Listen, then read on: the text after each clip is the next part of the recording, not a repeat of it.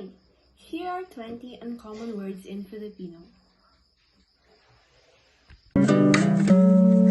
Pasilyo. Daan nang nagdurugtong sa mga bahagi ng gusali.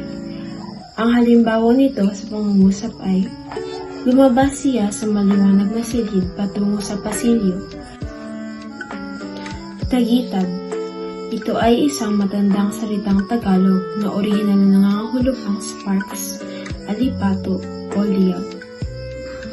Ang halimbawa nito sa pangungusap ay, ang nag-iisang tagitab ay maaaring magsimula ng apoy. Marahuyo. Ang salitang marahuyo ay tumutukoy sa labis na pagkabighani sa isang tao o bagay. Ang halimbawa nito sa pangungusap ay, gusto ko siyang makita muli. Tila ako ay namarahuyo niya. Sulatroniko. Ito ay isang paraan ng paggawa, pagpapadala, at pagtanggap ng mga mensahe sa pamamaraan ng elektronikong sistema ng komunikasyon. Ang halimbawa nito sa pangungusap ay, nagpadala ako sa sulatroniko ng aking mensahe sa aking guro. Niktinig. Ito ay isang kagamitang elektroniko na may kakayahang magpalakas ng tunog. Ang halimbawa nito sa pangungusap ay, asan ba ang aking niktinig? Nais kong kumanta.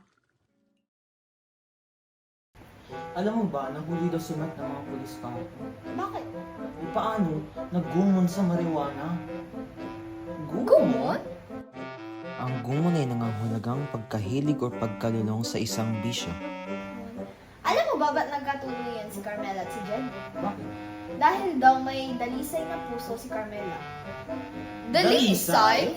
Dalisay. Ito ay ginagamit na salita upang ilarawan ang anumang bagay na walang halong kasamaan. Alam mo ba kung ano dahilan kung ba't hanggang ngayon sila pa rin nila Carmela? Bakit? Gawa daw ng awanggan ang pagmamahal niya sa isa't isa. Awanggan? Awanggan. Ito ay nangangahulugang kalagayan o katangian na pagiging walang hanggan. Uno. Perang nga ng paineta? Ito. Paineta? Paineta. Isang uri na bagay na ginagamit ng mga kababaihan sa kanilang buhok. Ito ay tinatawag ring suklay. Uy, napakahirap ba yung pinag-aralan namin kanina sa simensa? Gawa ng ito tungkol sa dagsin. Dagsin? Ang dagsin ay pinakapamilyar na ahente na nagbibigay ng timbang sa mga bagay na may masa at nagsasanhi sa mga ito na bumagsak sa lupa kapag ito ay nahulog. Ito ay mas kilala sa salitang Ingles na gravity. Uy, may chika ako. Ano? Alam mo ba yung katabi ko sa jeep kanina? Yung umaalimuso? Yung bang-i? Alimuso?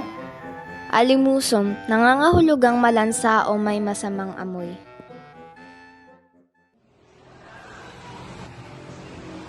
Balintuna.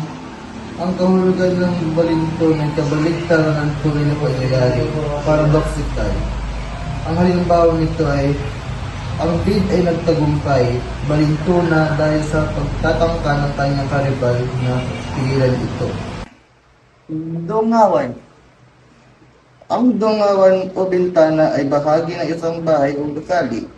Karaniwang itong pinupuno ng isang perasong salamin.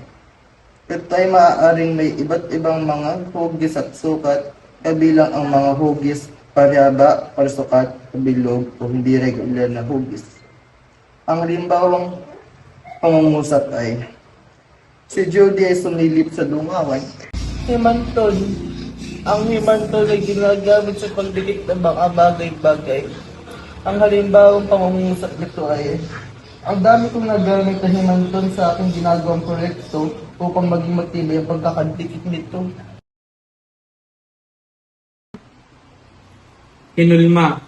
Ang ibig sabihin ng hinulma ay ang paggawa o paghuhugis ng isang bagay na gawa sa puti. Ang halimbawa nito sa pangungusap ay ang mga florera at paso noong sinaunang panahon hanggang sa kasalukuyan ay dumadaan sa proseso ng paghuhulma.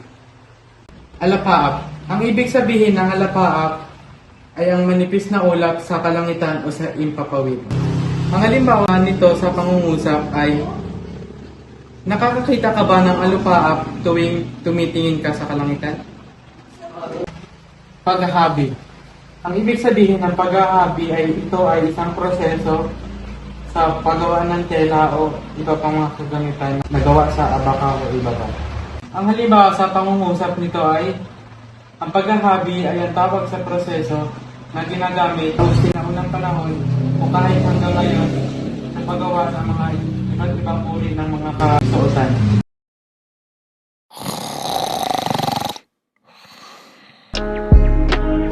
Balintutaw mata ay ang kanyang malalaking balintutaw ay nagpapahiwatig ng kanyang malalim na pag-iisip. His big eyes indicate his deep thinking. Kalumbayan, kapayapaan, peace. Nagnanais ang bawat mamamayan na makamit ang tunay na kalumbayan sa lipunan. Every citizen aspires to achieve true peace in society. Kaginhawahan, kaluwagan, comfort. Ang pagkakaroon ng sapat na kita ay nagbibigay ng kaginhawahan sa pamilya. Having sufficient income provides comfort to the family.